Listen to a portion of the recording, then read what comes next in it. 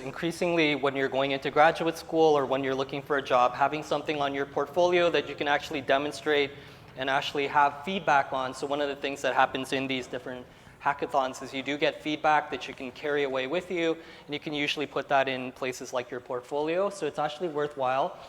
Increasingly, grad school is also asking you to have skill sets that we never thought you would need. So having some knowledge of statistical analysis, as well as having presentation skills, collaboration skills, but more importantly, being able to work on a project in a short amount of time. It is something important, as well as learning about computer programming and computer science. So I am hoping that some of you will think about potentially going to this and maybe thinking about working as a team. You'll get put into teams, even if you don't have anyone else. They'll give you a team to kind of join into.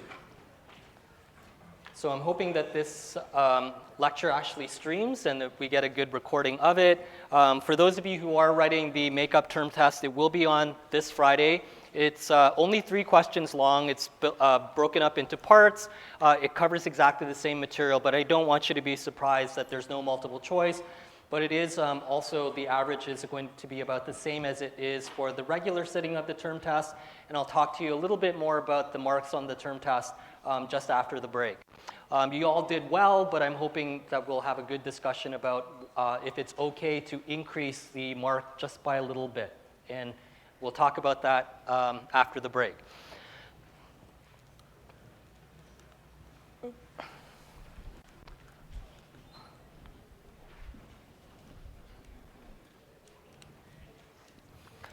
Okay, so we're going to go back and talk about a few things that we started off last week.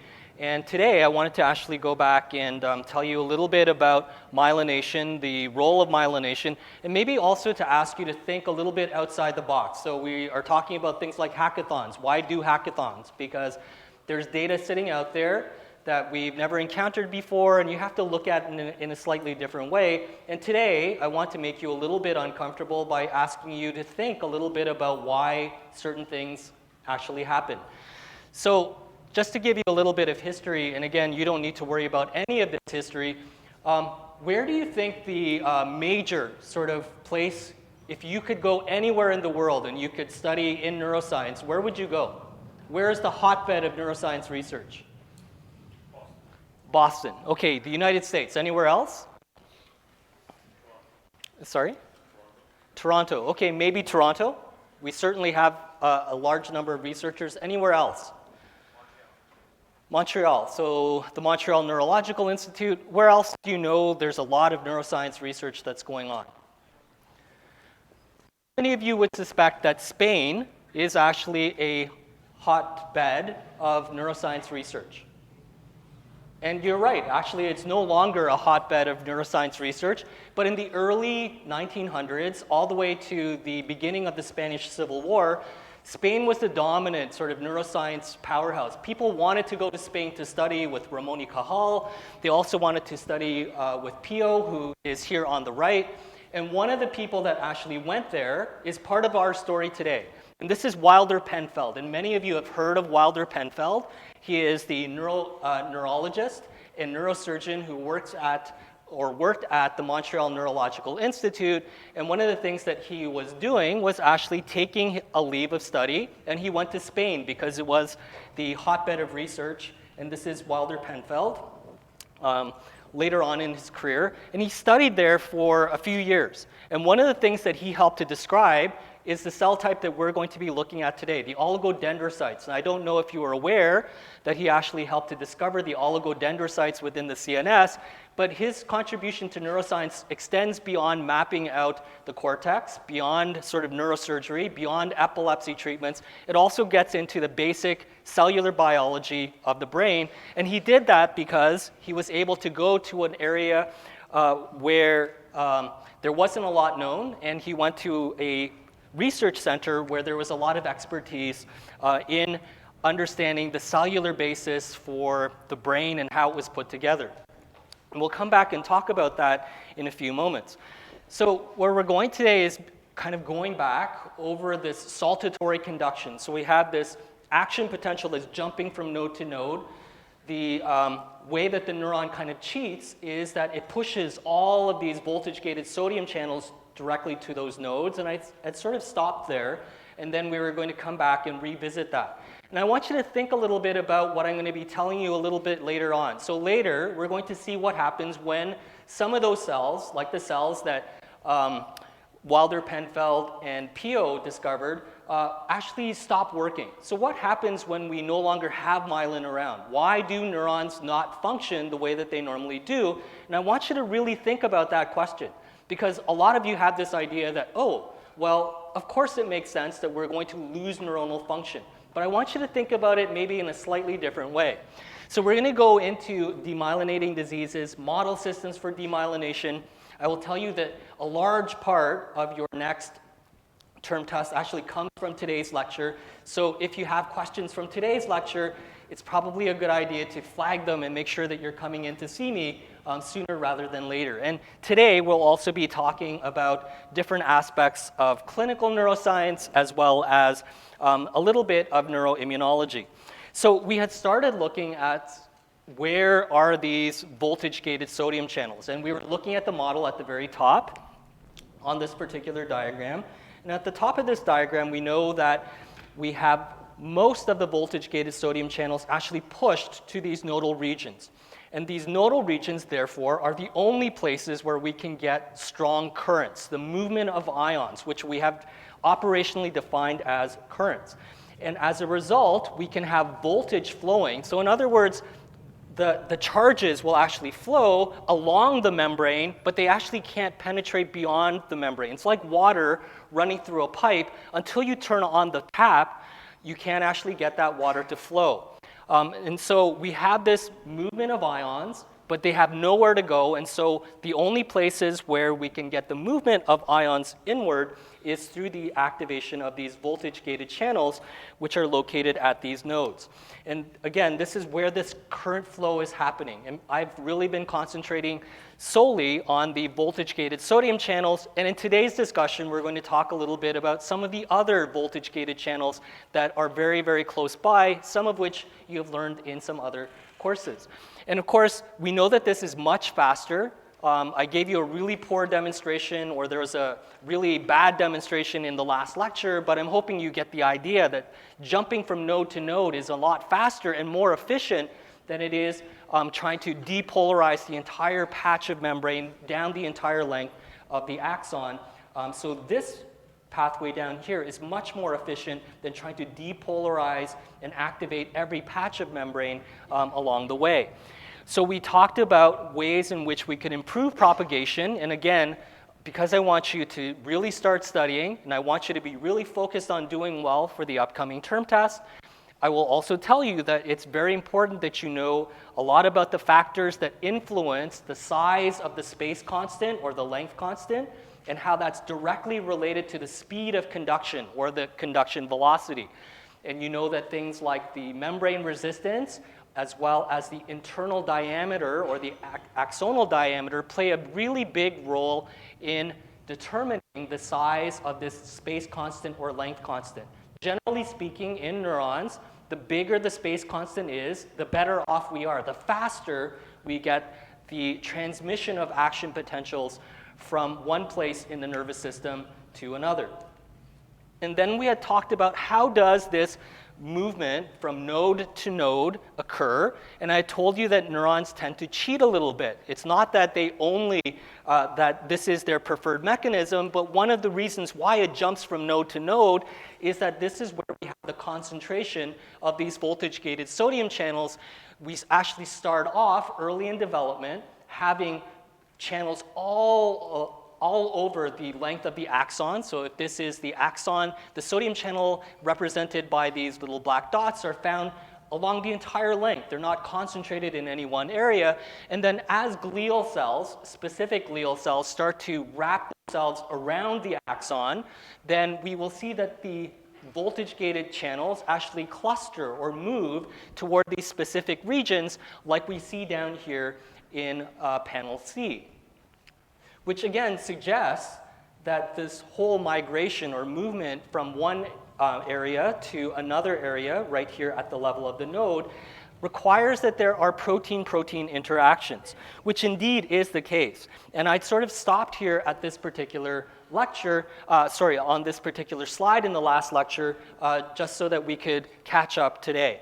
So here's where we're at. We are now looking at what is myelin. How is myelin playing a role in all of these different types of disorders? So one of the things that we can do is we can take a look at an axon, a nerve, and we can look and see how it will interact with these glial cells.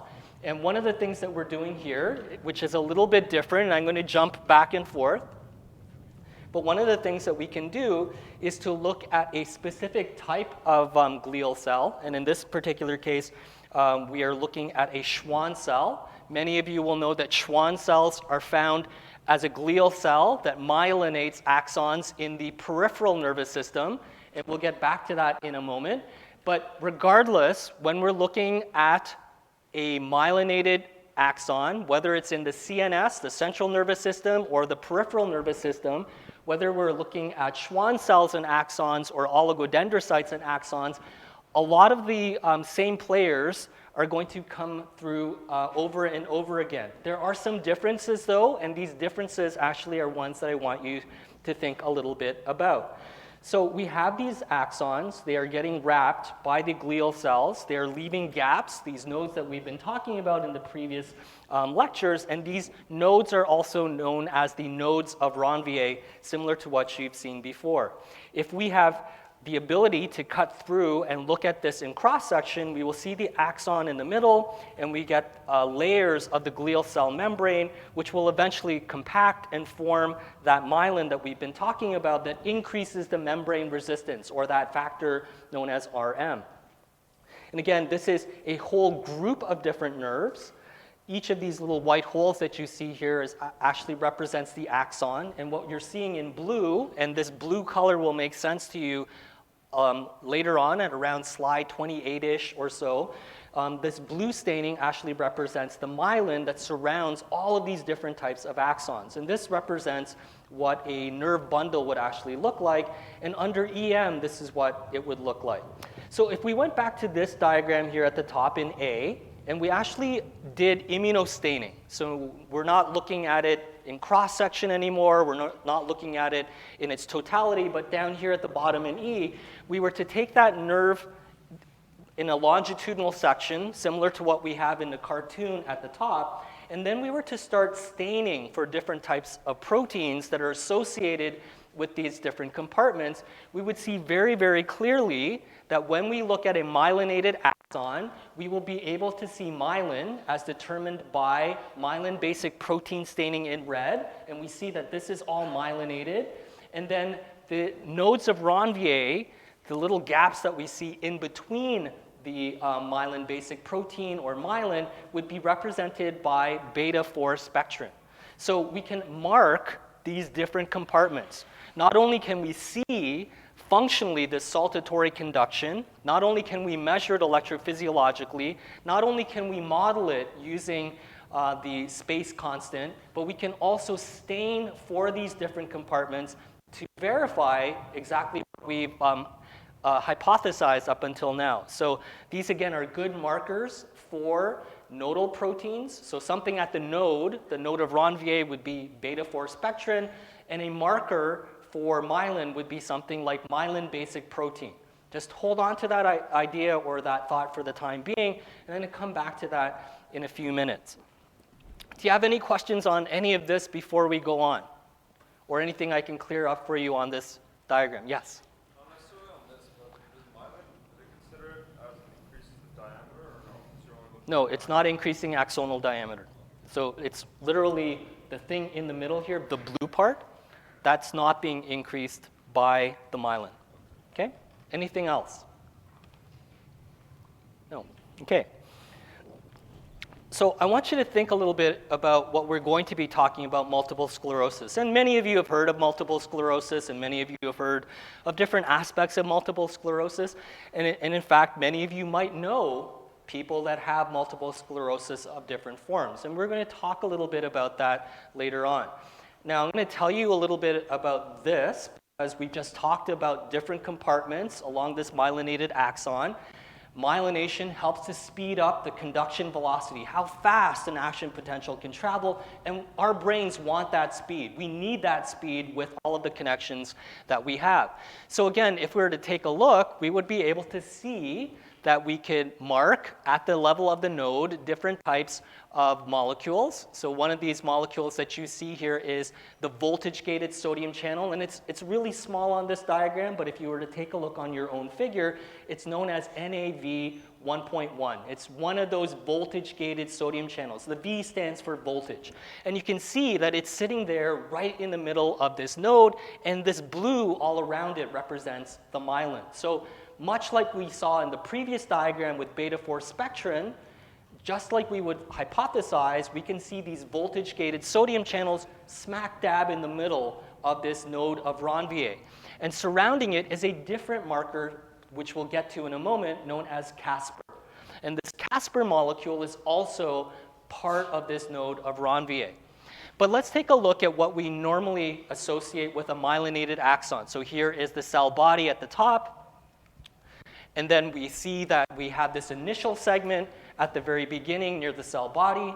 And this initial segment is enriched in those voltage-gated sodium channels that we've talked about. Then we have this patch of myelination. We have a node of Ranvier, et cetera. And we know that if we generate an action potential at this initial segment, that very, very quickly, because RM is very high, that it will be able to work its way down the axon with that speed that we've been looking at, or that conduction velocity that we've been looking at.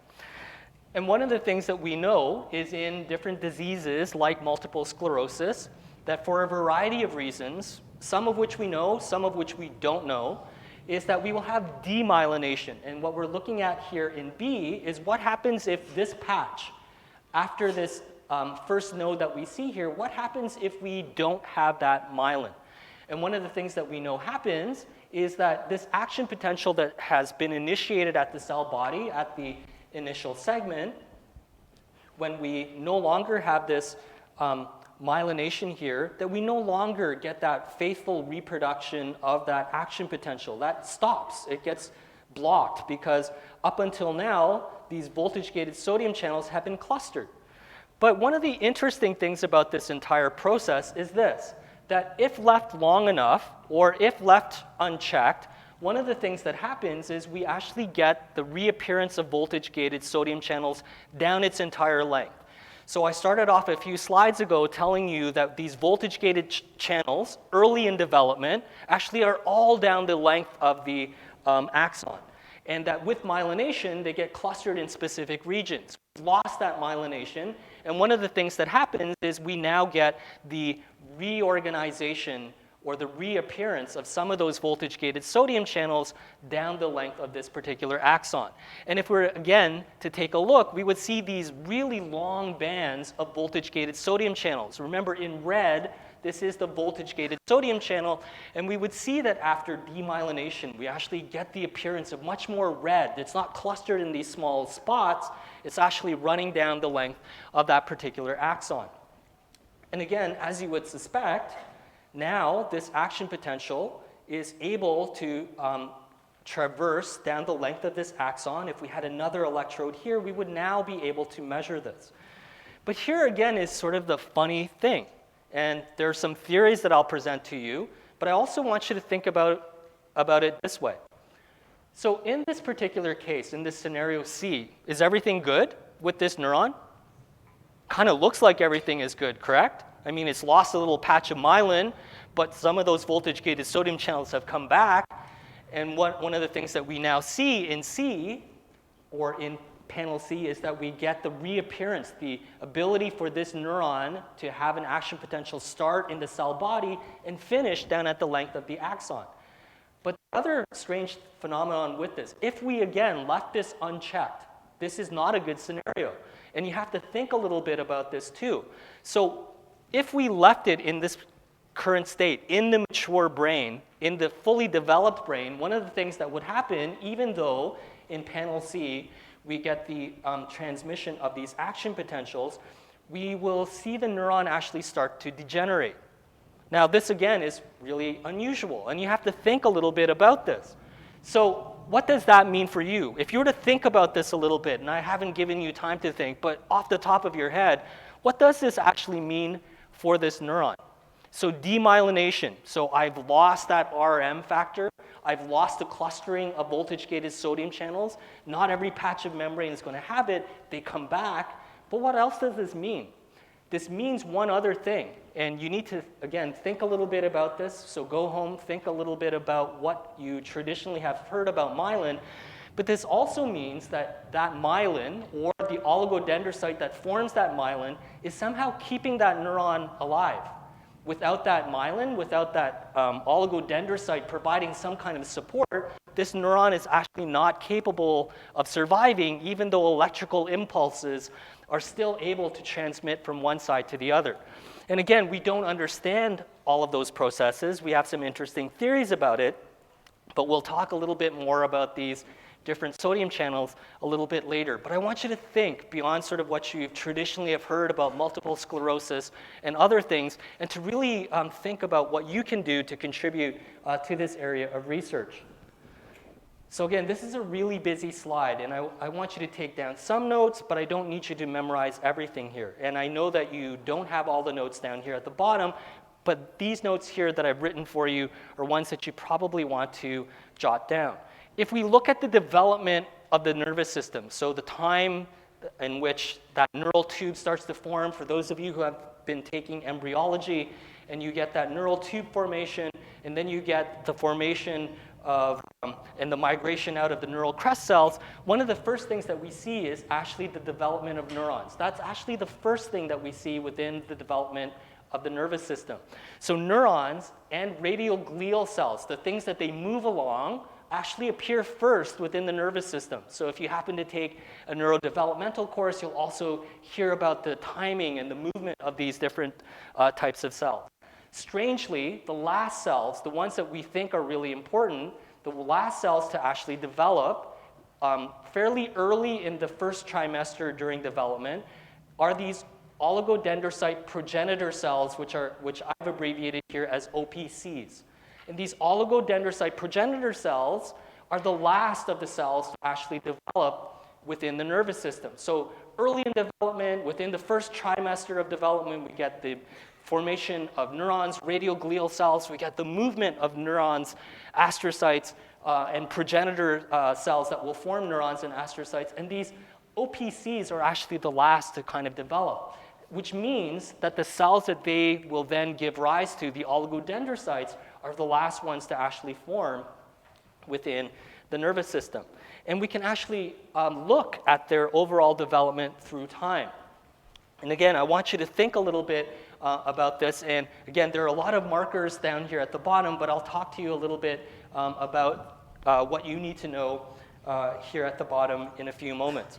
So we start off fairly early in development with these oligodendrocyte progenitor cells. And in fact, your brain always has these. Your brain right now, within what is known as the parenchyma, the normal solid tissue of your brain, contains many of these oligodendrocyte progenitor cells. They're waiting to be activated, ready to do whatever job that they have, but they also appear early in development, and they start to proliferate. Some of them will go on to form other types of glial cells, and eventually they will form these pre-myelinating oligodendrocytes that you see here in the middle, and eventually they will form the full oligodendrocytes, the myelinating ones that we have within the CNS. And here we're talking about the brain and spinal cord, or the CNS. Oligodendrocytes are part of the CNS. They are not like the Schwann cells that we saw earlier on. And in fact, one of the things that makes this really interesting for us is that we can actually go in and we can mark and detect along this particular continuum all of these different changes from these different transition points. So we know in your brain, we have these oligodendrocyte progenitor cells. They can become these NG2 glial cells and then form these pre-myelinating oligodendrocytes. They will make contact with axons and then start to myelinate. And we have different markers for each of these different stages. Now, I don't want you to memorize everything that's on this diagram, and I just wanted you to be aware that scientists can actually go in and mark all of these different stages and some of the overlap between these different stages using these different marker proteins that are indicated underneath. For us, in this course, in this discussion right now, the key players that I want you to be able to identify are the ones that are these transitions where we have these immature oligodendrocytes, the immature being these pre-myelinating oligodendrocytes versus the fully mature oligodendrocytes here. And some of these markers are ones that we're going to come back and talk about. So myelin basic protein, or MBP, is one that I've already mentioned to you related to one of the earlier slides. And myelin basic protein is one that is found both in pre-myelinating as well as in the fully mature myelinating oligodendrocytes. Some of these other molecules that we'll talk about in some more detail that are only found within these fully mature myelinating oligodendrocytes include things like CNP, which again we'll talk about later. It still has myelin basic protein, proteolipid proteins as well, and other molecules like MOG. And again, just keeping in mind that these allow us to identify these oligodendrocytes that are mature and fully functional within the brain. Now, one of the reasons why I need you to kind of think a little bit about this, how long does it take, do you think, to go from the left side of this diagram from an OPC cell, so an oligodendrocyte progenitor cell, how long do you think it takes if it's going to an area that it needs to myelinate? What is the length of time from the left to the right? Any ideas, guesses? Is it a year? Is it like 2 hours? Is it like 5 minutes? How long does it take? Yes. About 20 weeks. Okay, a little less time. Any other guesses? So you damage your brain. You need to remyelinate it. You need to have these things moving in. How long do you think that normal process takes? Any guesses? 3 months. Any other guesses? A week. So somewhere between 1 and 2 weeks, that's how long it would take for an activated oligodendrocyte progenitor cell to start increasing the amount of CNP or MOG, et cetera, that we could see within the brain. So we can measure the activation and full maturity because these markers don't exist for these oligodendrocyte progenitor cells. These are unique to these fully mature versions. So we know that it takes, at least in animal models, somewhere around 1 to 2 weeks for this maturation process to occur. Again, it's not in your notes. It's probably going to be showing up at some point in your exam or your upcoming term test. So it's good to make sure that you jot that down. So again, there's a whole list of molecules here. I don't need you to memorize all of these different types of molecules. It's just, again, for your own information. If you happen to go into a research lab, and there are many that actually look at the type O2A progenitor cells that will form either oligodendrocytes or astrocytes, we can mark at every single stage the different types of these progenitors versus pre-oligodendrocytes, pre-myelinating oligodendrocytes, and fully mature myelinating oligodendrocytes. Again, in the early 1900s, when Pio del Rio Ortega was looking at identifying what causes myelination, no one had any idea that they could actually follow each of these different steps. But they were able to identify a unique cell just based on staining alone, just staining. And think about that. They made a hypothesis without any of the sophisticated molecular cellular techniques. They had no PCR, they had no knowledge of any genes. All they were doing was using their observations that something must account for this myelination within the brain. And again, they came up with this great hypothesis that there must be another cell type, which they later called an oligodendrocyte. So this is an important slide, and there's a lot of concepts on this slide that I need you to be aware of. Some of this goes back to what I showed you earlier related to the staining about sodium NAV 1.1, as well as the Casper protein that was found at the nodal regions. So if we were to take a look on the top in this sort of cartoon figure of a neuron. So we've seen, for example, these oligodendrocytes. many of you will know from your physiology classes that oligodendrocytes are a little bit different than Schwann cells. So Schwann cells, one Schwann cell will myelinate one axon, and that's it. They're only responsible for one segment of the axon. Its neighbor does the next group of round of myelination. Oligodendrocytes are a little different. They actually have multiple processes, and what you are seeing here as this oligodendrocyte actually may myelinate different regions of the axon, not just one region, but like several regions, and including other neurons that are nearby. So they're a bit different that way. The other thing to make note of is that we aren't going to be talking about them in this course, is that we have one other cell type that we haven't mentioned at all, which is known as the astrocyte. So the astrocyte is the most common type of cell that we see in the brain, and the astrocyte actually makes connections at this nodal region. Its foot process actually will sit at this nodal region that you see here, represented by N in figure or panel B. And this is sort of the top diagram, and we're looking at it in a little bit more detail here. So we know that oligodendrocytes will come in, and they will make connections and contact with the axon, and it is very much like the type of interaction that you would see with Velcro. So there are certain proteins, and we've already looked at some of them on that staining. There are certain proteins that are associated with the axon, therefore the neuron, and then there are other proteins that have to interact that are found only on the oligodendrocyte that you see up here at the top. And I need you to make sure that you know the differences between what is found on the neuron versus what is found on the glial cell. So the blue represents the neuron versus the green, which represents the oligodendrocytes. And again, I'm not going to ask you to know all of the subdivisions. So in fact, we can go from the nodal region, which is what we've been concentrating on, to the juxtaparanodal region, or the JPN, to the intermediate region, etc. I won't ask you to know all of those, but what I will ask you to know is what's down here at the bottom. So if you look at the axon, there are certain groups of proteins that will act like Velcro. So it'll zip up and it will cause myelin to start forming here. We know, for example, that we have different proteins like the Casper protein that we see here.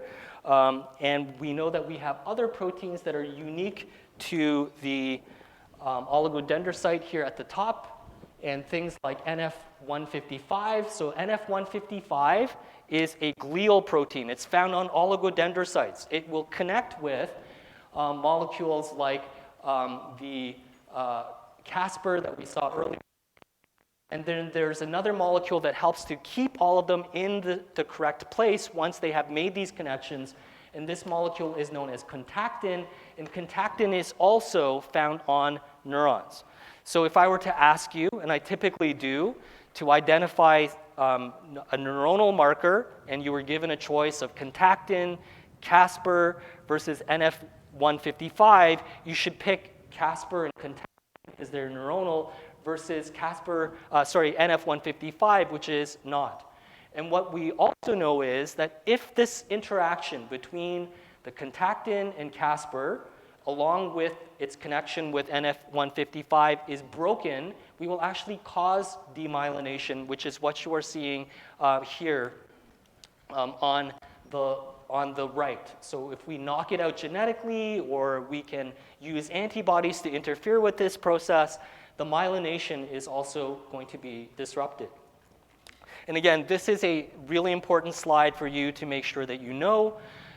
These are the molecules that I'd like you to make sure that you know, and how these molecules help to organize sort of the regular forms of myelin.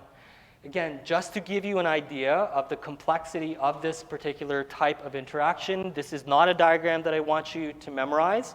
There is nothing really on this diagram except to give you this idea that NF155 is a glial protein marker, so it's on this myelin, this glial membrane, and we have neuronal markers like contactin, and we have markers like Casper, and these are all found on the axon.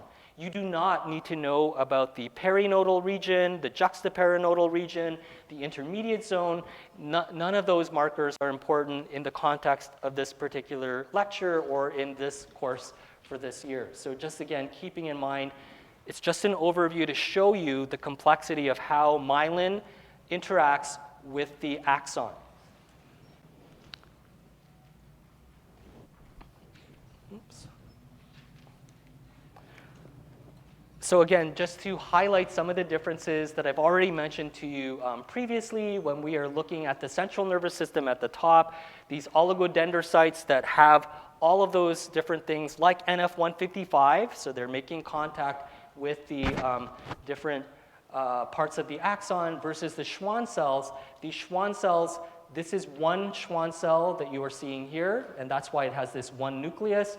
There's another Schwann cell to its left and another Schwann cell to its right. It is very different than the myelination that we get in the CNS, where we have oligodendrocytes myelinating several different axonal regions or even several different axons at a given period of time. So disrupting myelin in the CNS, if you take a look, so if I damage this one oligodendrocyte, you can see why it might be more deleterious or more harmful than eliminating a single Schwann cell. Because it's probably myelinating several groups of axons or several segments of different axons at a given time. But this also gets us to think a little bit.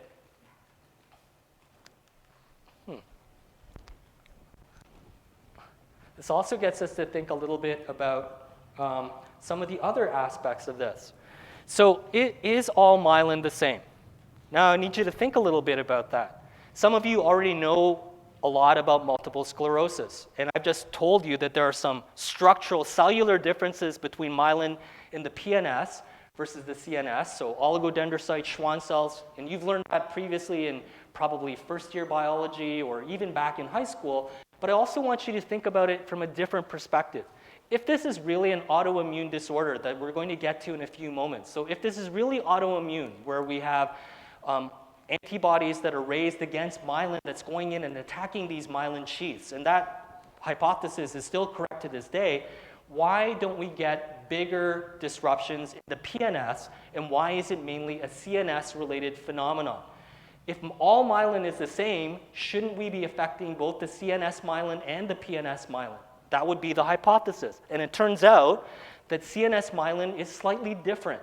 The cell membranes of the oligodendrocytes versus those that are found in the PNS are slightly different. And this, again, is an important slide for you to make sure that you know both for multiple choice. And again, for the upcoming term test, you'll have slightly fewer multiple choice, 15, and you'll have slightly shorter, like one-line responses that you have for the short answers. But this is a good slide for you to indicate that you know the differences between CNS myelin, those found in the brain and spinal cord, versus those found in the periphery. So CNS versions of myelin happen to be enriched for a particular molecule known as lipofilin. This is also called PLP1. I mentioned that in passing really briefly on a previous slide. And one of the reasons why PLP1 or lipofilin is important is that in the CNS, because again, we have a very, very small area to work with, we need to make that myelin as compact as it possibly can. Not only do we need axons not get too big, but we need the myelin wrapping to get as compact as it can. And this lipofilin actually helps to make myelin compact even more. Another CNS version of myelin protein that's specific for CNS is myelin-associated glycoprotein, or MAG. And I had sort of mentioned MOG, and MAG is sort of a variant of this. And this is probably the protein that's involved in the initial ensheathment. When it first makes contact, this protein on the oligodendrocytes seems to be important. So I had mentioned that some things are common to both. So myelin basic protein, or MBP, is actually found in both CNS Schwann cells, CNS oligodendrocytes and peripheral Schwann cells. So that's actually a common myelin-associated protein that's found in both. However, there are some differences. The PNS contains myelin P0 or P0 and P2 proteins, and they also have a variant called PMP2 2. So if you see that in a journal article, it is referring to peripheral versions of myelin. So P0, P2, PMP22, those are peripheral myelin variants of myelin.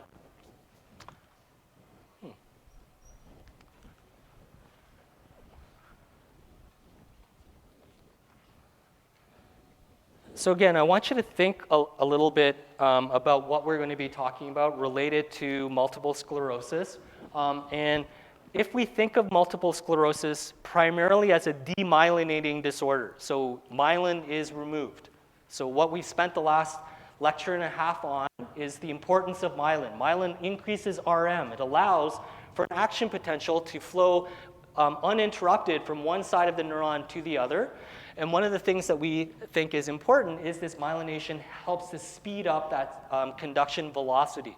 And we know that demyelinating disorders are fairly common. So it's one of the most common neurological conditions. So it's prevalent somewhere on the order of 1 to 500 individuals or 1 in 1,000 individuals for multiple sclerosis, affecting women more than it does men. But there are a number of other different types of demyelinating disorders. So one of the things that we see is that when you start forming the optic nerve and you actually start to see things fairly early in development, postnatally, what could happen is you get demyelination of the optic nerve.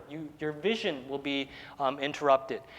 Within the CNS, we don't really talk about it because we focus on neurons, but the oligodendrocytes are also affected by stroke as well, and you can also have what is known as a white matter stroke. Some of the oligodendrocytes are preferentially lost in a white matter stroke.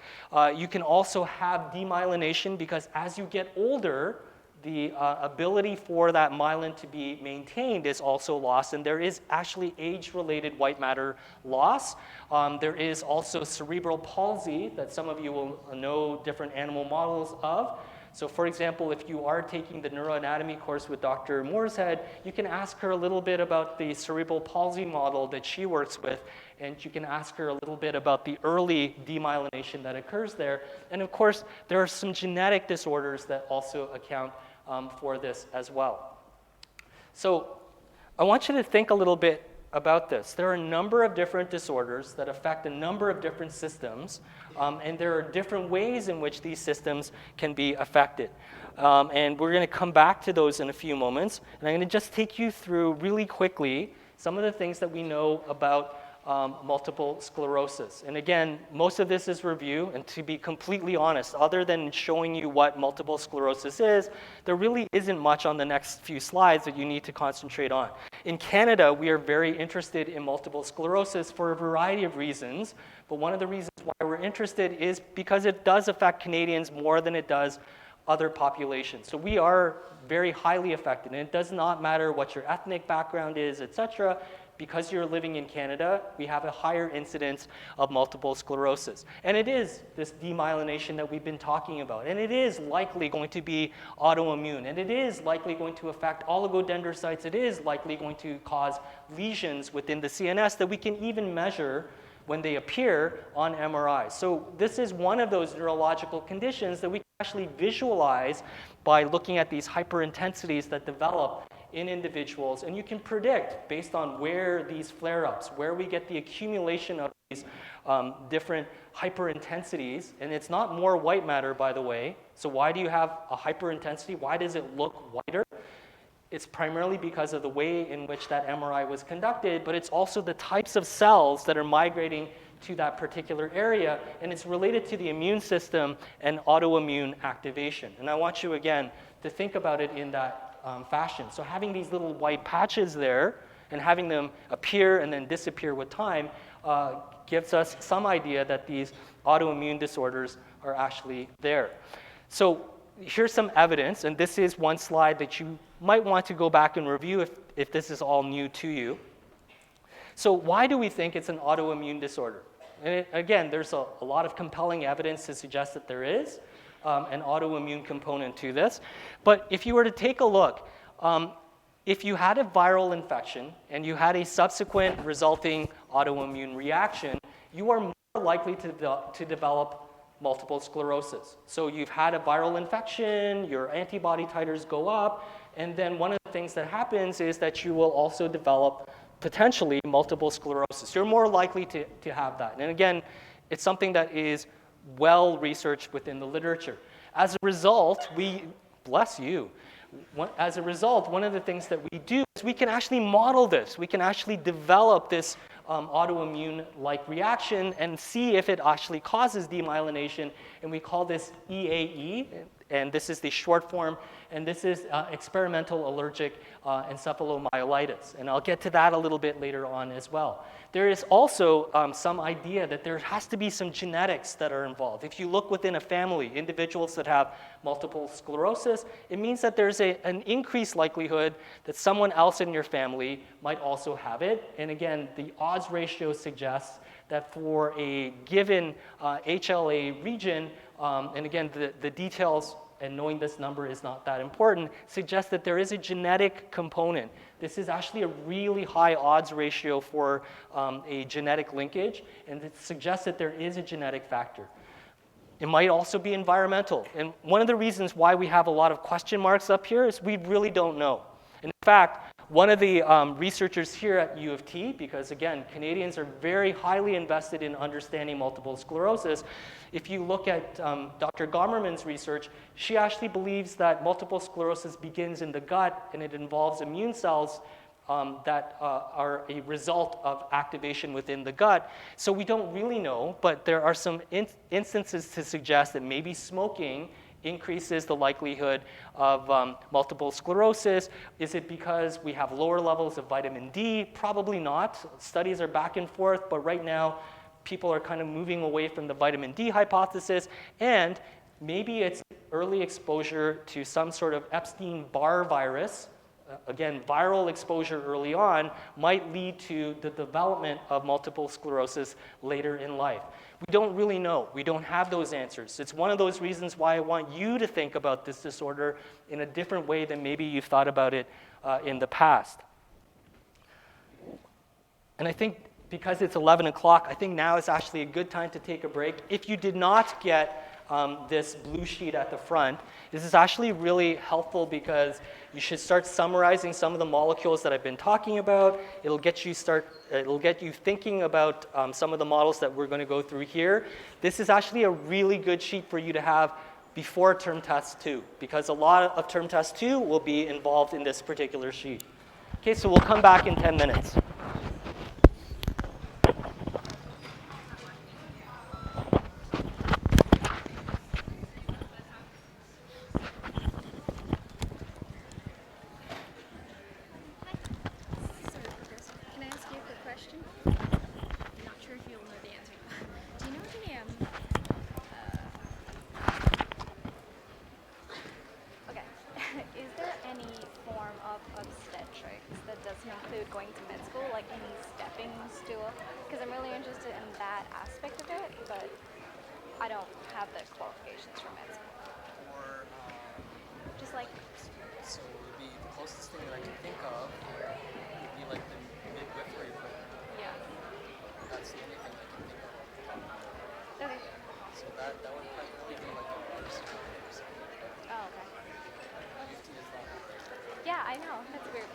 Thank you. I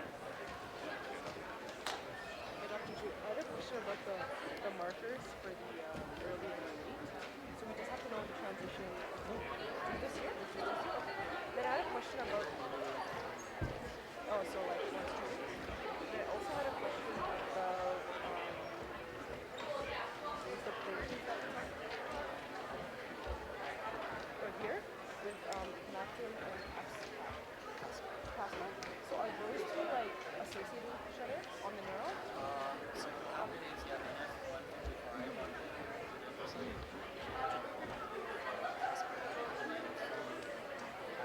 Yes. Yeah. Jeffrey. Oh, okay. So lactin comes in after. kind of like a link. Okay. And then I had a question about earlier material post-previous. I had a question about inside out versus outside out. I was wondering, is there a difference in the applications? It depends on what you're applying. So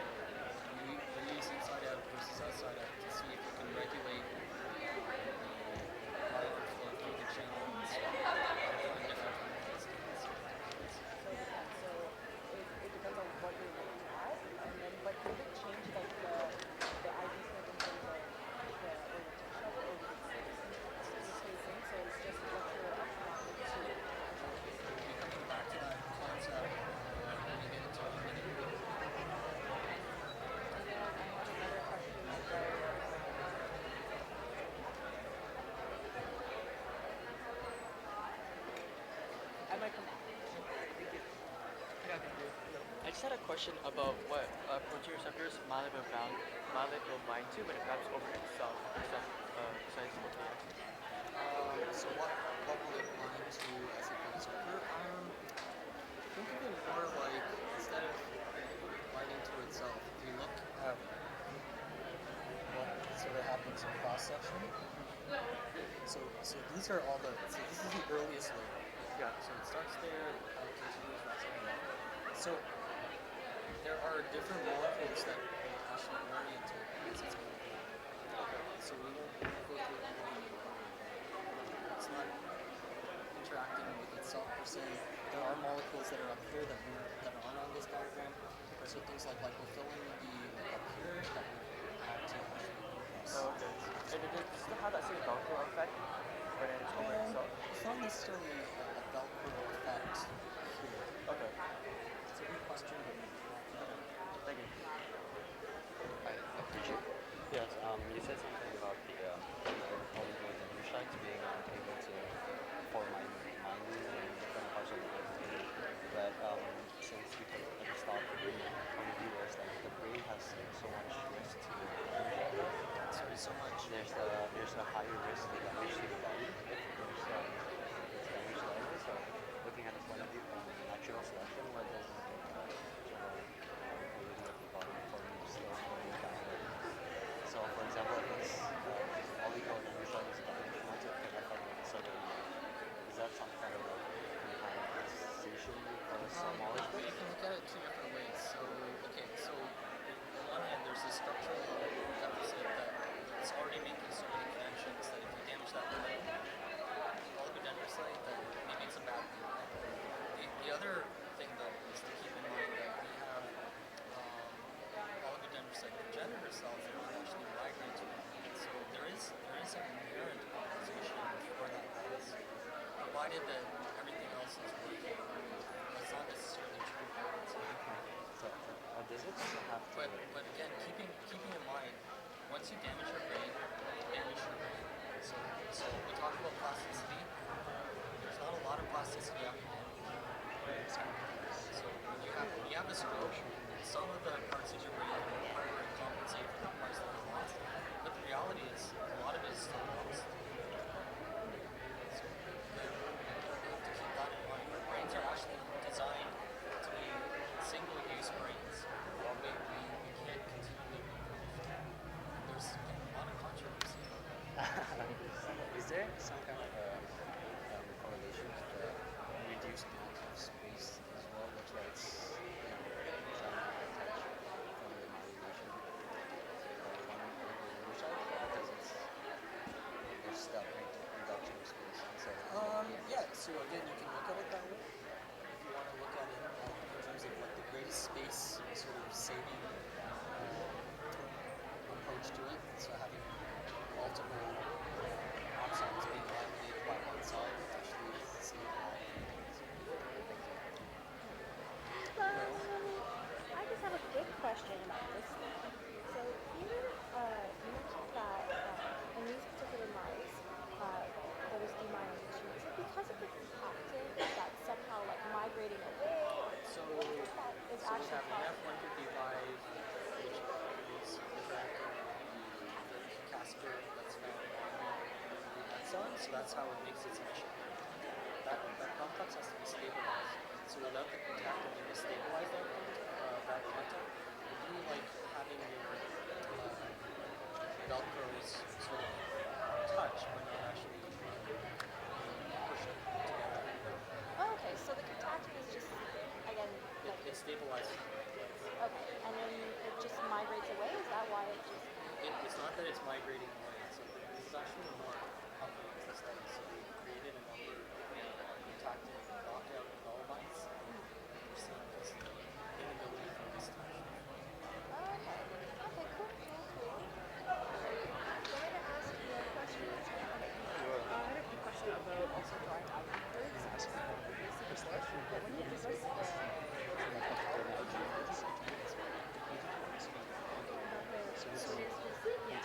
Just curious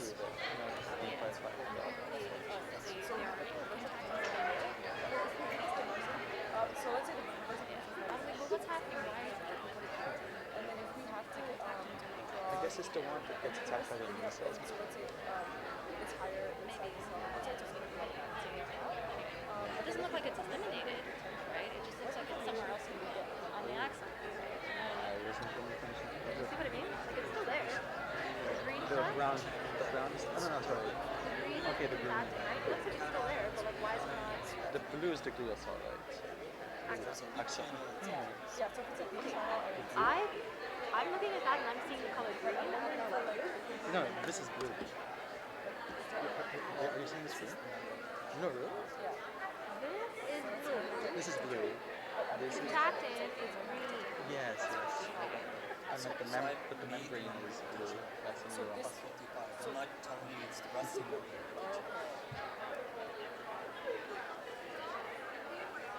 There's something that normally occurs when you're doing an IV therapy. You can actually change the membrane potential. And you can measure the resulting reflex or reflex. so that's just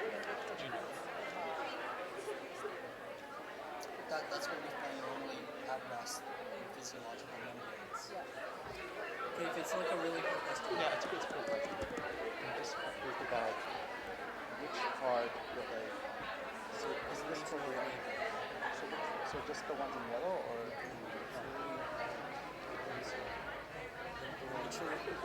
just the mature one, which would be from CNP?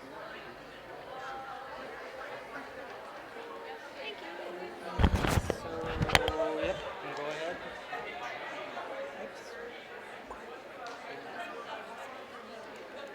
You can just refer them back to that. You can't put that. Just go easy.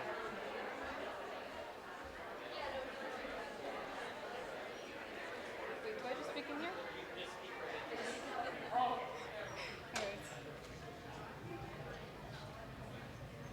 Okay, hello guys. So my name is Shima and I'm here representing the University of Toronto Public Speaking Club. And I'm here to let you guys know about our annual public speaking competition.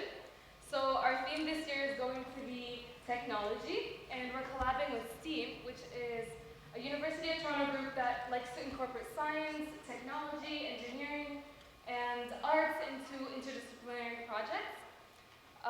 So our competition is going to be on February 15th, and it's made in a way where it can be very flexible and accommodate your schedule. So what you do is basically you can dedicate 10 to 30 minutes of your time and you can compete.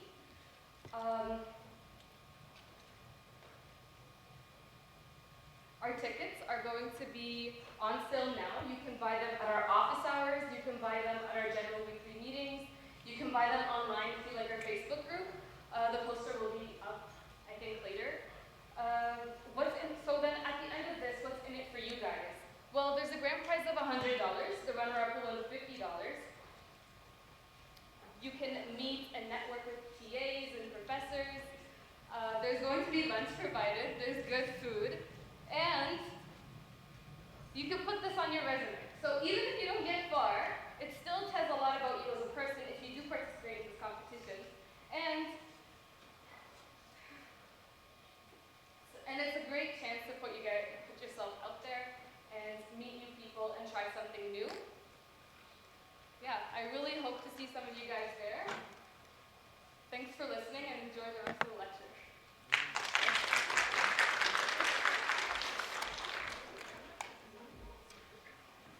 Okay, so this is a really busy slide. You do not need to know anything from this slide. We will come back to some of the different topics on this slide a little bit later on. Again, I want to really emphasize that there are some slides, some things that you need to know, and I'm trying to get you to focus on those rather than all the background information. So previously, we were just looking at multiple sclerosis as a potential demyelinating disorder that is specific in most cases for the CNS, and we're trying to understand the rationale for why that might be the particular case. We know, for example, that some of the physiological consequences, which are actually shown to you on the right of this diagram, that you do not need to worry about at this point in time, but should make some sense to you, is that when we have an autoimmune disorder where we have the activation of specific types of T cells, like the T helper 1 cells or the T helper 17 cells that we'll get into a little bit later on, that when we have the attack on myelin, some of the things that we know happens is that you might actually have what is known as a conduction block. So it's a lot like trying to get across a break in a bridge. So how do you get across that break in a bridge? And we saw that specific scenario earlier. So we know when we have a section that is demyelinated, that the action potential can't traverse it. And that would be an example of a conduction block. We also know that you will lose precision. So imagine, for example, like thinking of going and picking up something, but not being able to do it in a precise enough manner, and you will be more clumsy than you normally might be. And that would also be represented physiologically by this loss of precision in what might happen in multiple sclerosis. You might lose what is known as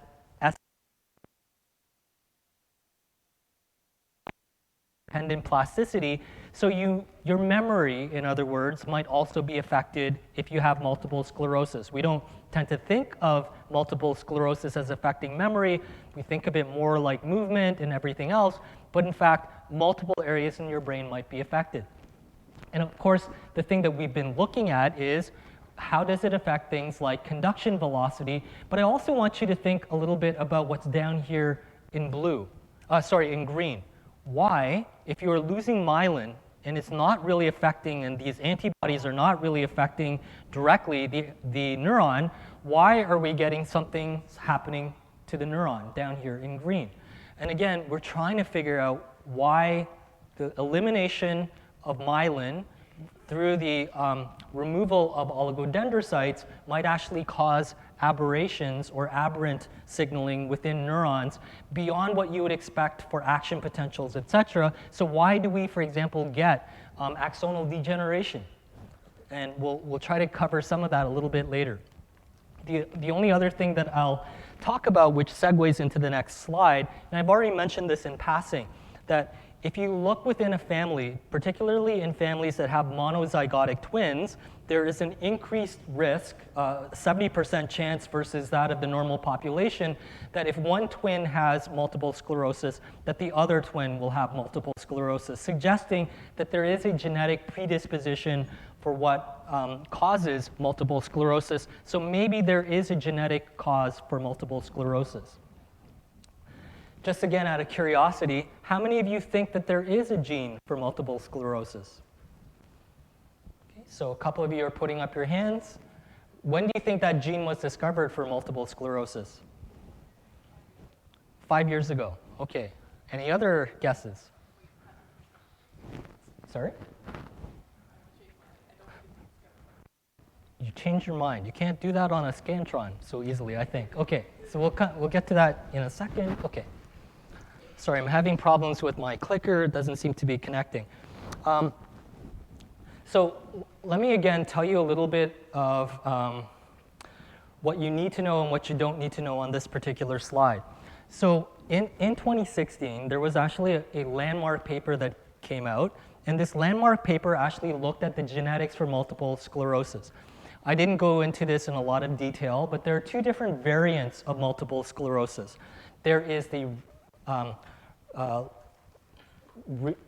relapsing and remitting form of multiple sclerosis, and then there is the progressive form of multiple sclerosis. So relapsing, remitting, sometimes you get better, and then there's going to be a long patch where you're going to be perfectly fine, your speech won't be affected, no problems with your vision, no problems with precision, coordination, nothing will be affected, and then you'll have another patch. That will be relapsing, remitting. Then there is the progressive form, that if you have this progressive form of multiple sclerosis, you're continually going to get worse and worse. So you might start off with a lack of motor coordination, which may then lead to vision problems and motor coordination problems, which may then lead to other things, and eventually it gets to be a terminal situation. So one of the things that we are very interested in is to examine the genetics for multiple sclerosis, particularly in Canada. And one of the authors on this particular paper, this second last author, Wei-Hong Song, is at UBC, and he made a lot of waves back in 2016, saying that he had identified, using what is known as genome-wide association studies, or GWAS studies, the the gene that is associated with multiple sclerosis, particularly for a form that is known as the progressive form of multiple sclerosis. So he used very classic forms of genome-wide association study screens. So he had groups of individuals that he identified with progressive forms of multiple sclerosis. He did a number of exome studies where he's looking at just their exomes. He did Sanger sequencing as well as whole exome studies. They looked at the genetic variants that were found across these different individuals versus like the normal MS cases. So we're following sort of what's here on the left, these normal MS cases, different cases. So anyone that has multiple sclerosis, and they're looking only at those individuals in the population that have the progressive form of multiple sclerosis. So not just any kind of multiple sclerosis, but the progressive form of multiple sclerosis, those individuals that are in dark blue, and they separate out those different cases based on their genetics. And then they look at the genetics from the population that have the progressive versus the relapsing remitting form of multiple sclerosis in light blue. And they compare, are there genetic differences between these two groups of multiple sclerosis? And one of the things that Wei-Hong Song's group found at UBC back in 2016 was that there was a nuclear receptor factor known as NR1H3 that seemed to be mutated at one single amino acid. And this one single amino acid mutation was enough to cause multiple sclerosis of the progressive form. So this gave us the ability now to understand some of the genetics.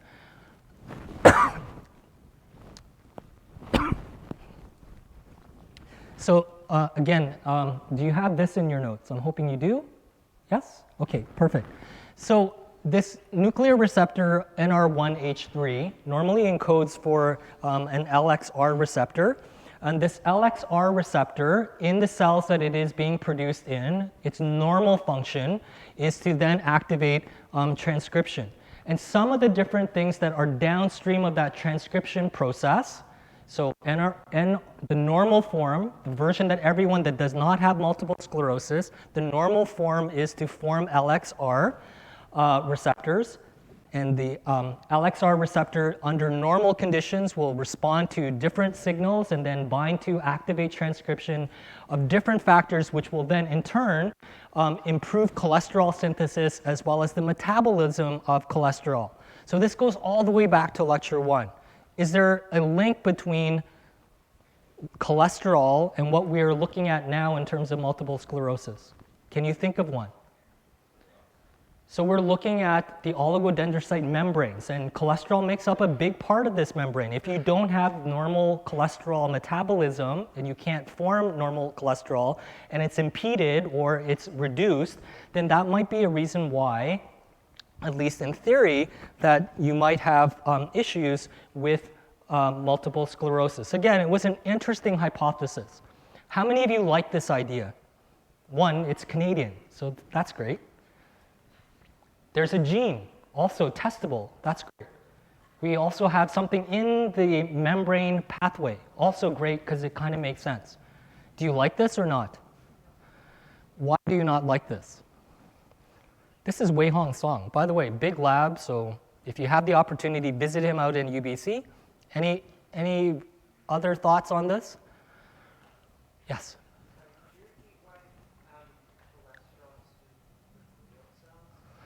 So one of the things that we know makes up myelin is sort of the membranes of these different glial cells. If the glial cells already have an impairment somehow in their membranes, it might lead to eventually the progressive loss of myelin across those individuals that have a deficit in the normal synthesis and production and maintenance of membranes that will make up myelin. So yes.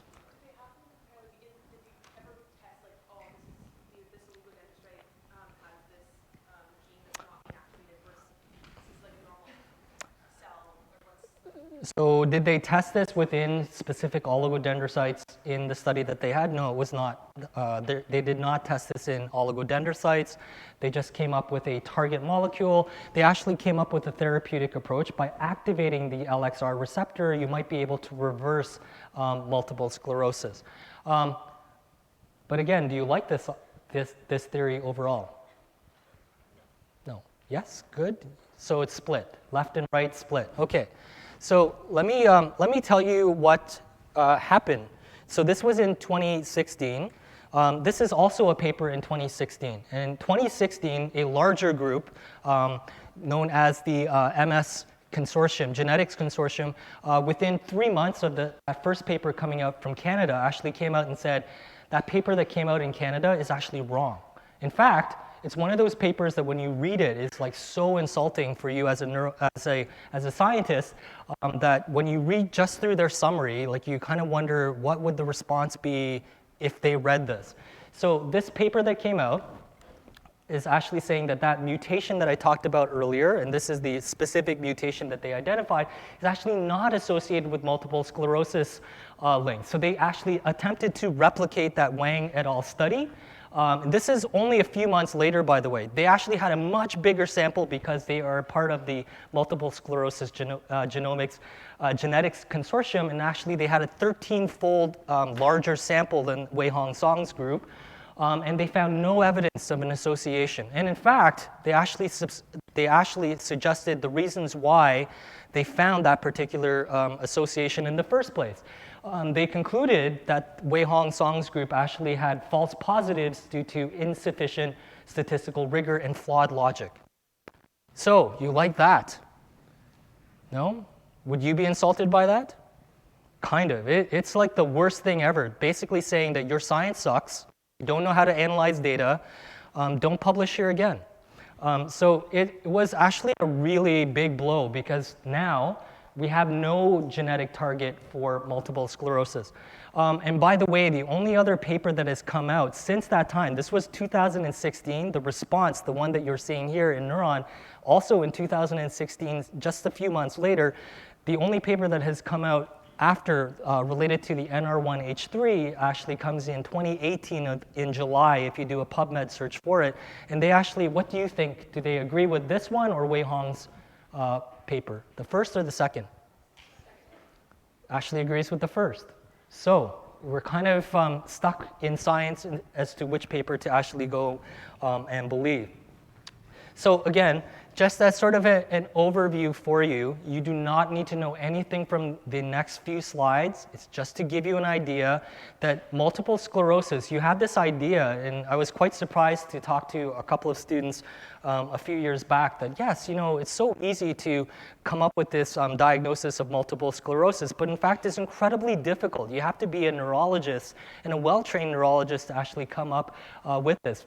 Primarily because if you have a white matter lesion, so something is going wrong in the white matter, which is again where we typically find myelin, and we have these different phases of multiple sclerosis, like relapsing remitting versus the progressive form, it can actually be due either because multiple sclerosis is really going on, or it could actually be due to the fact that there are vascular problems. So a lot of the things that you might subscribe to, like I suddenly have lost vision, or I no longer have the ability to speak well, or I have slurred speech, it could be due to multiple sclerosis, or it could actually be due to vascular reasons, problems with your blood vessels in different parts of your brain.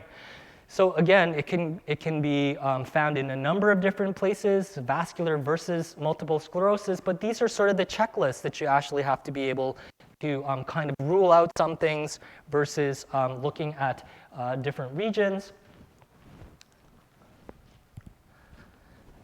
And again, just for your own interest, and the only thing, do you have this slide? The only thing I want you to take away from this is that one of the things that you can look for are the presence of these Dawson fingers, and they're named after the clinician that found them. And these are sort of the Dawson fingers that you are seeing on these different T1 and T2 weighted MRI images. And what you're seeing are these fingers that are actually perpendicular to the plane. And if you see these Dawson fingers, it's one of those things that can help you identify on an MRI whether you're looking at multiple sclerosis or you're looking at a vascular disorder. And again, I don't want to make you all into clinicians, although that would be great too, but I just wanted you to have an idea of the complexity of this. And again, you don't need to worry about any of these other bullet points that you see here on the left. In the past, I've asked students to know about specific regions of the brain that get affected more, etc. But I wanted to just hear a little bit about these Dawson fingers on an MRI, how they relate to multiple sclerosis, and they can be associated with different regions of the brain, but that's about it. And that's the only sort of defining feature that we'll look at in this particular year. And the different bullet points that you see in point 2 are ones that you don't really need to spend time on. And of course, that means that you do need to spend time on these next few slides, because you will probably, if you're going through that blue sheet, it's asking you to come up with different animal models that we have developed for multiple sclerosis. We need to understand this disorder. It affects so many Canadians. It affects basic physiological properties of the neuron. We need to have a really good model system for how this works. And one of these model systems involves, as you'd expect, activation of the immune system. And this goes into what complete Freund's adjuvant is. So some of you working in different research labs here at UP might be asked at some point in time to develop antibodies against certain antigens, receptor proteins, different molecules. And one of the things that you might have to do from scratch is to develop this using complete Freund's adjuvant. And again, not all of the details are ones that you need to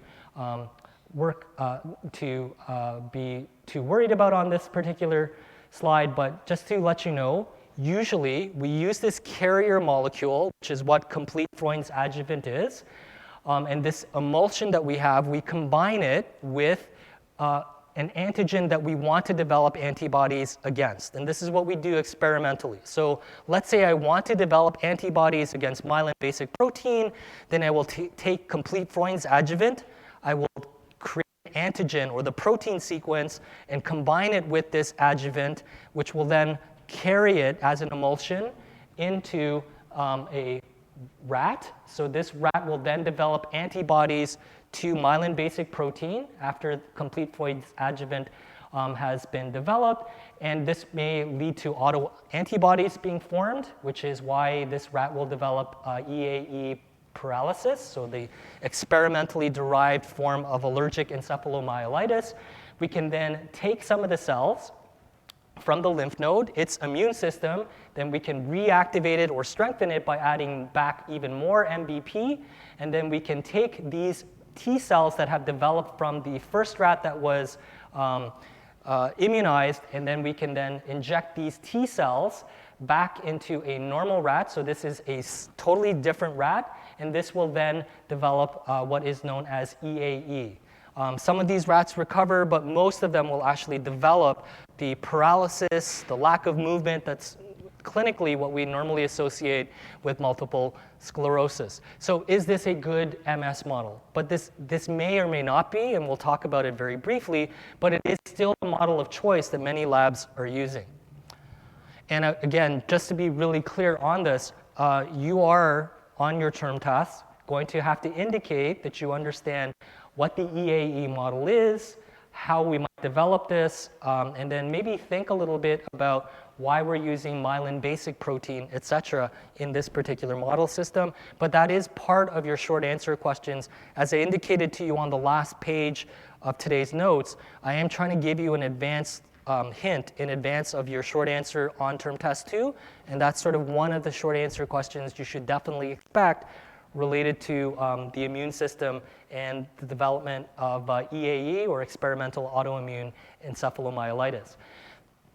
So this is probably one of the best animal model systems that we have for an autoimmune disorder, similar to what I just indicated to you on the previous slide. And this develops this encephalomyelitis where we get inflammation in both the brain as well as in the spinal cord. We will have these T cells, which again was isolated on that previous slide, and typically that results, these activated T cells, which are then going to attack the immune cells, these T cells will then attack the brain as well as the spinal cord. It will attack the myelin because we are raising the antibodies and the T cells and activating them against things like myelin basic protein. And hopefully now you understand why we went through myelin basic protein. And again, just out of curiosity, because it has been about almost an hour since we last talked about it, is myelin basic protein something we find in the CNS only, or do we find it in CNS and PNS, or only in the PNS? Both? So again, if you're completely lost, go back to that first slide, but that short-term memory is coming into play. It is found in both the CNS as well as PNS. And again, we can also use things like proteolipid protein or PLP that we mentioned earlier. So within about 2 to 3 weeks, these animals will be useful for us in terms of looking at some of the different types of cells that will infiltrate into the myelin sheaths, specifically within the CNS. And as a result of these immune cells migrating in, how it could cause demyelination and eventually things like paralysis. So that is the EAE model. On your blue sheets, if you're looking sort of about 2/3 of the way down, it's also asking you, like, do you know any other model systems? That's one way to look and model multiple sclerosis. There are other ways to demyelinate as well, and these other forms of demyelination are slightly different, but you should also be aware of these if you're asked on a short answer question, what are some other model systems for demyelination? So again, if we're taking a look, one of the things that we can do is to use what is known as Cooperzone. And Cooperzone treatment can be used to make a toxicology-like model for multiple sclerosis. 2 other toxicology models where we can put it in their food or inject it directly into the brain or into the spinal cord. One of the things that we can introduce into food are things like lysolecithin. We can also inject in directly ethidium bromide. And these toxicants, especially ethidium bromide, what we can do is target it using stereotactic microinjections, and we can target a specific area of the brain, inject in locally ethidium bromide, and it will cause demyelination because it will kill the cells, especially the oligodendrocytes in the area where we've injected it. So these different toxicants are believed to be really good at potentially eliminating the oligodendrocytes through some kind of inflammatory pathway that we'll talk about very briefly in a moment. So when we give something like Cooperzone, one of the different toxicants, so Cooperzone is a toxicant, lysolecithin is a toxicant, ethidium bromide we usually inject in directly into the brain to cause focal demyelination. When we give Cooperzone orally, it actually causes a disruption in copper-zinc homeostasis. Copper and zinc are these 2 really important molecules that are used in superoxide dismutase or SOD1. And this is important because as part of the tanocytes that line the blood-brain barrier, this will cause the blood-brain barrier to break down. So this means that in theory, different types of immune cells that could potentially become activated might be able to leave the brain, might cause the release of other pro-inflammatory cytokines, and it may induce more neuroinflammation after the delivery of Cooperzone. So again, we tend to use different types of mice, primarily because for whatever reasons, and we still don't know, and these models, by the way, are about 20 to 30 years old, rats seem to be very resistant to demyelination. We are not sure why mice versus rats. Mice are very, very prone to demyelination, but rats are resistant, and so we don't really use rats too often in these types of studies that involve a toxicant delivery. So if you're seeing that, if you're seeing the delivery of Cooperzone, ethidium bromide, etc., it's more likely that we're using a toxicant delivery versus using like an EAE model system that I showed you earlier. So I'm just going to go and take you through this series of slides, and then we'll kind of come back and revisit this in the lecture that we have on Wednesday.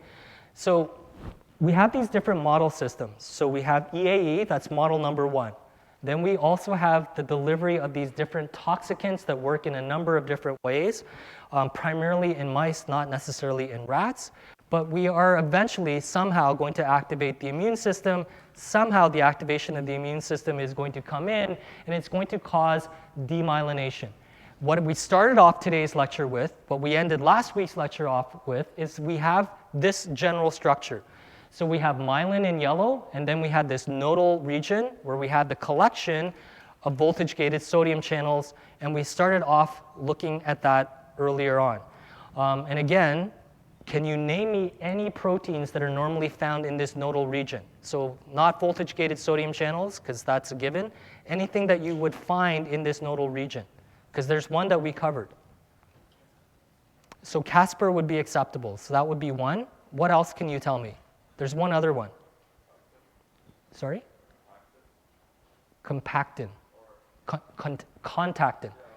Okay. Yes, okay. Anything else? There's one other one. Actually, we did that staining slide together. Yes. So the beta-4 spectrin would be another molecule that we would normally see here. We didn't really spend a lot of time on it. So this is the normal structure that we would see. So let's say we used one of those different model systems that we looked at. So we either used an EAE model and we waited 1 or 2 weeks, then we went back and took a look at the myelin and the structure of myelin, or we used something like cuprizone delivery, or we locally injected in ethidium bromide, or we used something like lysolecithin. Whatever it is, it has started to cause myelin destruction. Okay, whether it's autoimmune directly or autoimmune indirectly. And this means that those sodium channels are now going to start to move. We still don't understand why this causes eventual degradation of the axons. We don't know why that happens at the top. One hypothesis is the hypothesis that I'm going to be showing you here. So somehow, within this myelin, within the oligodendrocytes and the local support, because it's in full contact with and delivering different exosomes and different types of molecules directly, this contact, this normal sort of contact that it's having here, is keeping the axon alive and healthy. That's one hypothesis. The other hypothesis is this.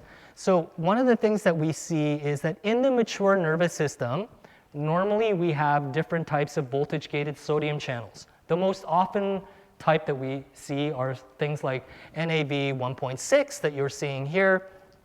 We previously saw NAV 1.1. Those are the mature versions of the voltage-gated sodium channels.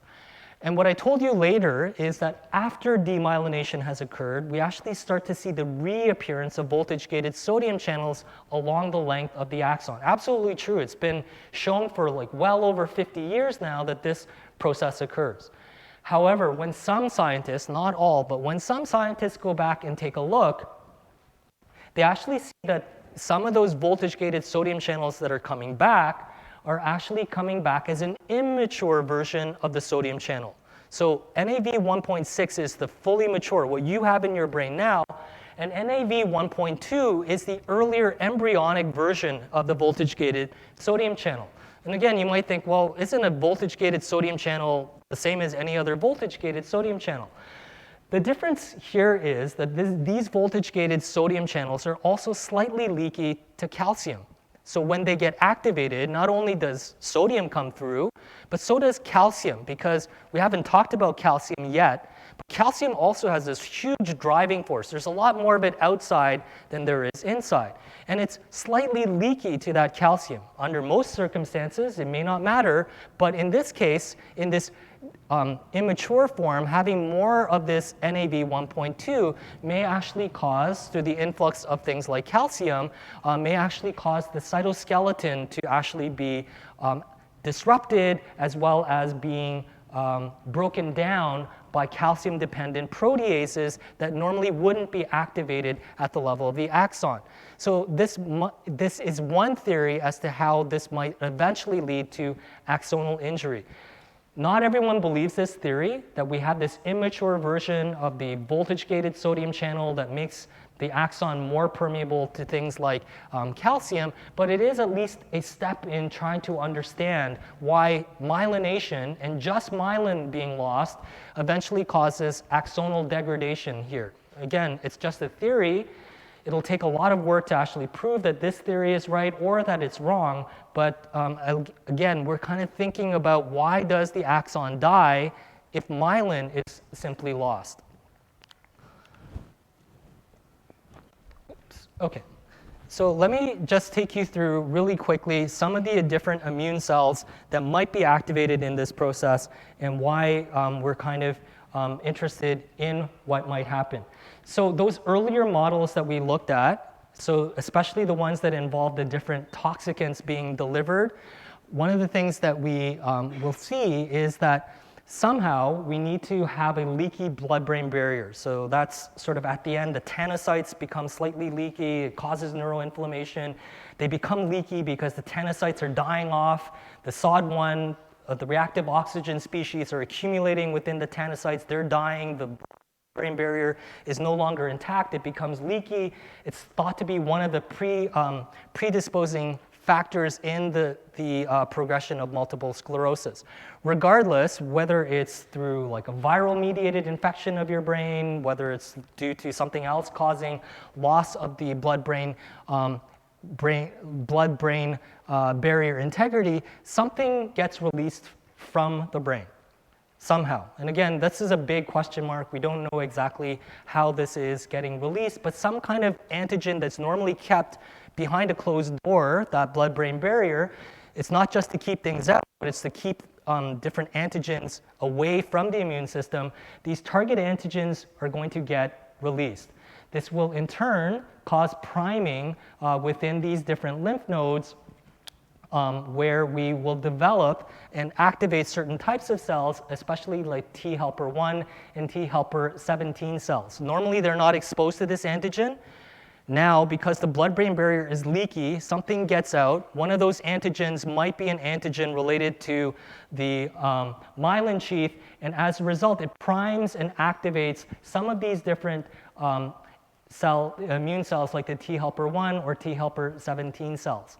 And in turn, we can do this experimentally by bypassing all of this and just jump right into the EAE cell, EAE model, which I showed you a little bit earlier, where the T cells are directly being primed in this. So somehow, these T cells will then become activated. They will then migrate back to the CNS, and they will start interacting with the myelin, as well as also causing inflammation within the CNS that we typically see.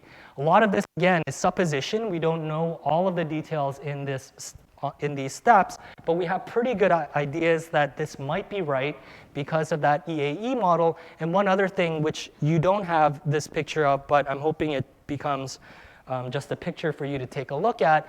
Can you guess what this is, or if any of you have taken neurohistology or any histology class? This is in the brain. Can you guess what this is? This is typically seen in CNS brains in multiple sclerosis or in EAE models. We see exactly the same thing. Any ideas? Yes? Is it a neurofibrillary tangle? It's a good guess. A little off here, but any other guesses? Thank you for trying. It's a good guess. Any other guesses? Neurohistologists. That is a red blood cell. So that's a blood vessel. So what do you see around the blood vessel? So we're seeing an accumulation of lymphocytes, and we typically see within multiple sclerotic individuals or in the EAE model system, or any model system, we typically see around the blood vessels, we see the infiltration of these lymphocytes into the brain tissue or the parenchyma. So this is likely right. Somehow this model system that we're looking at is likely right. We don't understand all of the steps that are involved in this model, but I wanted you to have an appreciation of this. Now again, you don't need to worry about all the details on this slide. It's really just to give you an overview of what we're thinking of nowadays in terms of modern neurobiology. somehow, through a mechanism that we don't fully understand, perhaps after a viral infection of the brain, something that is normally kept within the CNS, behind this blood-brain barrier on the right, somehow it gets out. Maybe the blood-brain barrier becomes leaky, because that's the model we use with Cooper's zone. This antigen leaks out, and this antigen will then activate different immune cells in lymphoid tissue, and some of those come back, migrate back into the brain, and then they will start to target different types of cells, including the cells that originally raised that particular antigen, things like oligodendrocytes. In addition, we might also have things like cytokines that cause local inflammation, etc., that we typically also see with multiple sclerosis. So this looks like a really descriptive diagram, but in fact, the reality is a lot of this is still guesswork. We think this is happening. We have parts and evidence for some of these different parts, but we don't have all of the different data for all of this. So again, you don't need to worry about identifying all of these different cell types. It's just to give you an overview of what we think happens and why the maintenance of this blood-brain barrier is so important in making sure these antigens don't go out in the first place. And I think I'm going to just get through a couple more slides, and then we'll sort of see. This, by the way, is an important slide for you to know, so I am going to spend a little bit of time going through this. It is a potential model system as to how this might occur, but again, not entirely sure. It's just guesswork, so keep that in mind. Maybe in your generation, someone will have definitive proof of this, but let's go back to what we talked about at the very beginning. Somehow, there is a disruption in this blood-brain barrier. This blood-brain barrier releases antigens that will activate the immune cells as part of the lymph nodes, etc. So that's not on this diagram. That was on the previous diagram. But that blood-brain barrier is still compromised. And one of the hypotheses is this. And for those of you taking PSL 301, good luck later on today. Did you guys do the cardiovascular system? Did you guys learn about fibrinogen? So is it a normal part of your, the proteins within your vascular tree? Is it there all the time? Are you guys going to pass your PSL 301? So this is on this side of the blood-brain barrier, this is one of those blood vessels that's passing through. And one of the things that you would see normally as part of the molecular milieu of the blood is this inactive molecule known as fibrinogen. And normally it's part of that blood clotting pathway. Fibrinogen gets activated to fibrin, etc. Here, we're looking at fibrinogen in a very different way. And what we're looking at here is how fibrinogen, which is normally kept out of the brain, so the blood-brain barrier is impervious to fibrinogen normally. Here, with a leaky blood-brain barrier, fibrinogen that normally is not coming into the brain now can enter into the brain. And again, who cares? Well, we might care because of this. This is not explaining the direct pathway to how demyelination occurs, but this might explain why remyelination in multiple sclerosis is so difficult. So one of the things that we know happens, or this is actually a hypothesis, but a very well-supported hypothesis, is that if we get fibrinogen entering into the blood, past the blood-brain barrier into the brain, it will actually work on those oligodendrocyte progenitor cells that we started off looking at. You all have them. In your mature brain, we have these oligodendrocyte progenitor cells. Now, why is that important? For the first time ever, with this exposure to fibrinogen, this will now work on this activin receptor type 1, or ACVR, that's normally found on the oligodendrocyte progenitor cell. Normally, it would never turn this receptor on. Now, after the blood-brain barrier has been damaged, this will allow fibrinogen to interact with this receptor. This receptor, in turn, increases the amount of bone morphogenic protein, or BMP, and BMP, in turn, will activate the inhibitor of DNA binding 2, or ID2. Now, again, why is that important?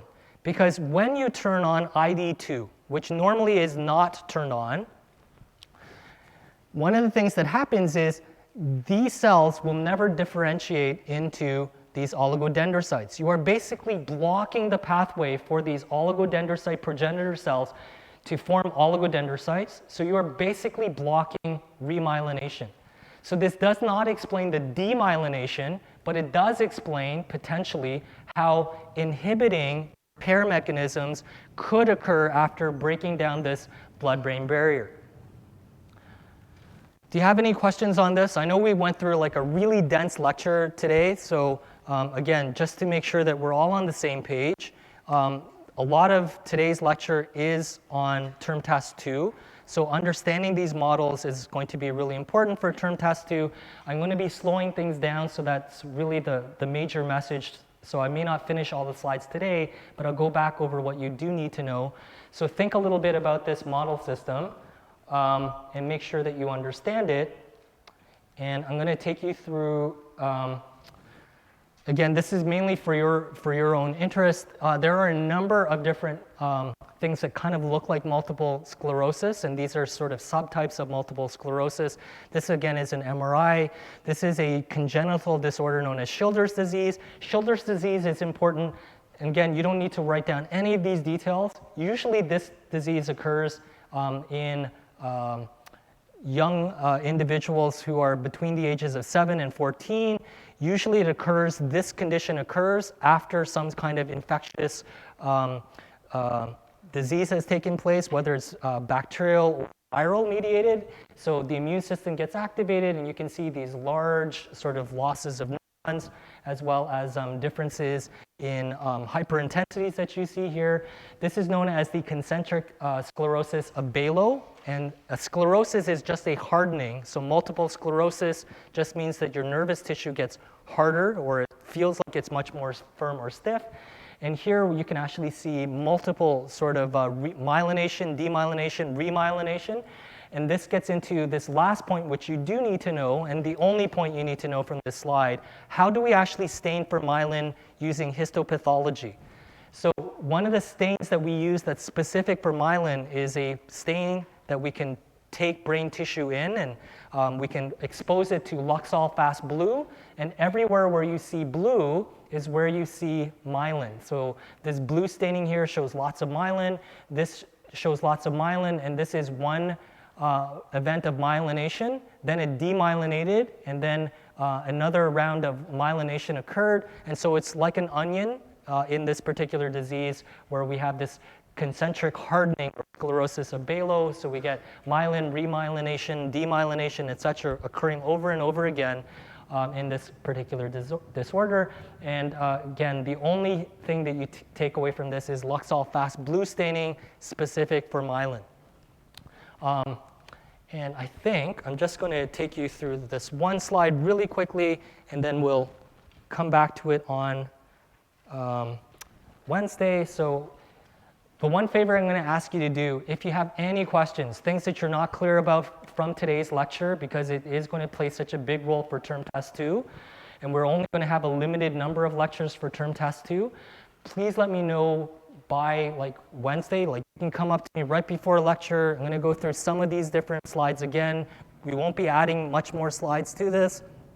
So again, I want to take it slow for everyone in the course. How many of you watched the Super Bowl? How many of you enjoyed the Super Bowl? Oh, that's a lie. Really? Did you enjoy the Super Bowl? Okay, so a Pats fan, so congrats, your team won. Probably the most boring Super Bowl of all time.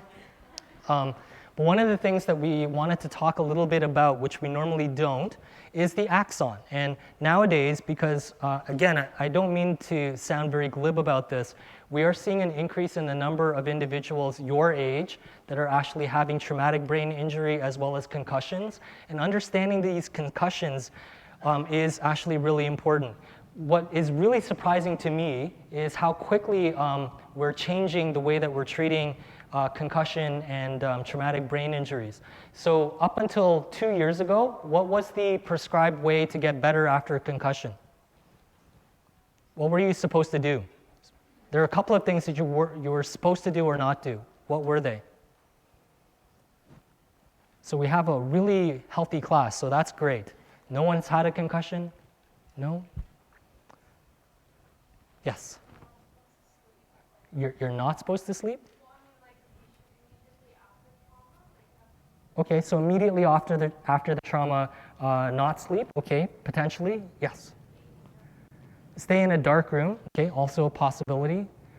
So there were a couple of things that up until a few years ago was sort of the standard practice. One, you were supposed to sleep after your injury and making sure you weren't going to have bleeding or anything else that we'll talk about on Wednesday's class. One, you're supposed to sleep as much as you possibly could. Two, you're not supposed to look at a screen. All of that has now changed in the last 2 years. Now you're actually encouraged, at least by some standards, to go out and exercise as quickly as possible after you've had a traumatic brain injury. Again, it's really, really controversial because it's the complete opposite of what was prescribed a few years back. And I want you to understand that from the perspective of the damaged axon and what that actually means for your recovery if you do have a concussion or traumatic brain injury, as we think a little bit about the synapse and how the axon helps to form the synapse. So again, please let me know by Wednesday if you have any specific things that I need to readdress or talk about to clear up for you. I want you to do really well on term test number 2. I will be trying to post the marks later today or early tomorrow morning. It depends on how busy the office is. I can tell you the multiple choice portion of the test was a little bit lower than I'd like, so it was sort of a B average. I was hoping for a B plus average. The short answer section was, again, sort of an A minus, which 8 out of 10-ish for both questions, so I was pretty happy with that, but I might adjust the multiple choice a little bit, but I'll let you know like how we adjusted it upwards if I do post that for you. I'll see you all on Wednesday, and please let me know.